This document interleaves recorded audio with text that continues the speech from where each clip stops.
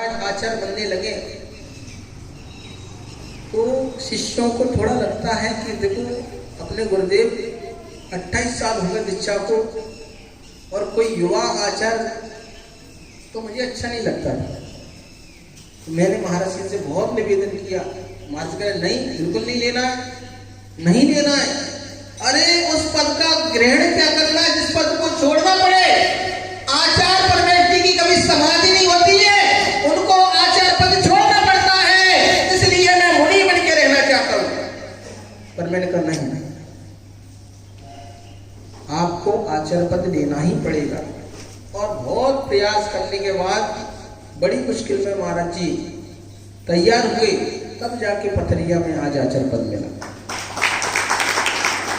महानुभावों, हम ग्रंथों में पढ़ते हैं संत निष्प्रय संत होते, गुरु के प्रति इनका वास्तव में वात्सल्य समर्पण,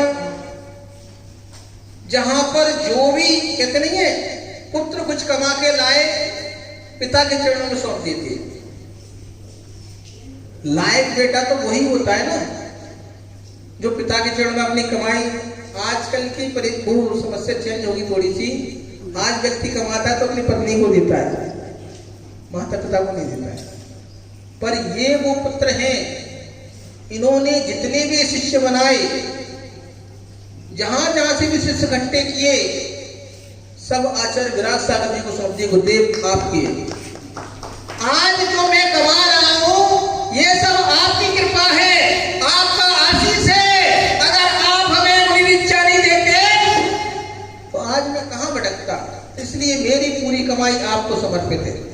देखिए, मुझे महाराज ने निकाला पर आचार्य विराट सागर जी को समर्पित कर दिया।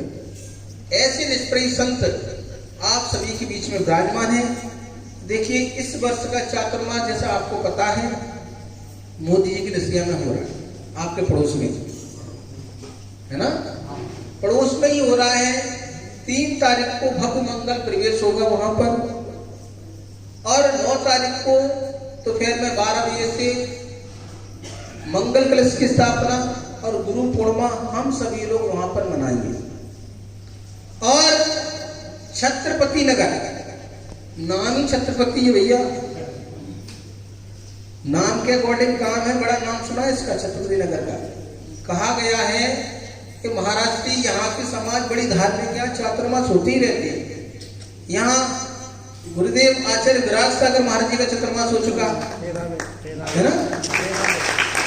तो वास्तविकता में यहाँ तो घर घर में संस्कार भरे हुए हैं। और विचार करो, संगति जब संस्कारों की आपस में होने लगती है तो संस्कार और बढ़ते हैं। और जहां आचार्य विहर सागर महाराज जी विराजमान हो तो कहना ही का सोने पे सुहागा। अभी आप लोगों को अब 4 महीने 5 महीने 1 महीना एक्स्ट्रा बढ़ गया, पुण्य है। बहुत से लोग कह रहे थे महाराज श्री कोरोना किसी के लिए फायदेमंद हुआ पर किसी के लिए नुकसानदायक हुआ।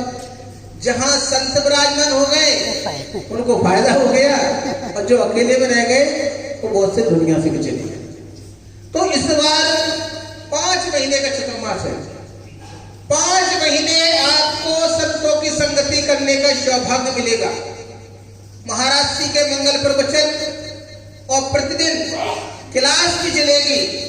आप लोग वहां पर आए और क्लास पढ़े, प्रवचन सुने, क्योंकि ये जो प्रवचन है, कहा गया है संसार से अगर पार होना है तो संतों की वाणी को सुनते रहना चाहिए।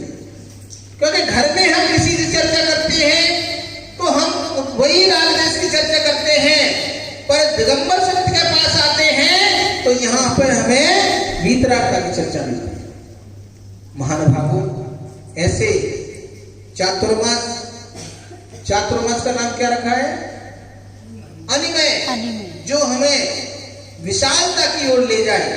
ऐसा चातुर्मास आप सभी के बीच में होने जा रहा है। और ऐसा नहीं कि मोदी जी की दसिया के लिए चातुर्मास हो रहा हो, पूरे संपूर्ण इंदौर के लिए महाराज जी ने घोषणा की है कि ये चातुर्मास पूरे इंदौर का चातुर्मास। देखिए, पूरे इंदौर में एक आध मुनिराज हो तो हो, नहीं तो बदमैश हो। तो इसलिए महाराज जी ने कहा पूरे इंदौर को इसका लाभ मिलेगा। इंदौर में जहां जहां प्रोग्राम होंगे, छत्रपति में भी होंगे, यहां पर भी आऊंगा चातुर्मास में। अभी 2 दिन के लिए आया हूं, तो 2 दिन में मन तो भरेगा नहीं, क्योंकि 1-2 दिन तो परिचय में निकल जाते हैं, है ना। पर बीच में एक प्रोग्राम बनाएंगे तो 10-15 दिन का प्रोग्राम रहेगा, और 10-15 दिन आपके साथ रूबरू बैठने का मौका मिलेगा, चर्चा करने का मौका मिलेगा, तब अपनी पूरी बात कहूंगा। क्योंकि अभी विधान चल रहा है, तो मैं अपनी वाणी को यही विराम दूंगा। आगे आचार्य श्री को सुनना है। बोलिए आचार्य विहत सागर जी महाराज की।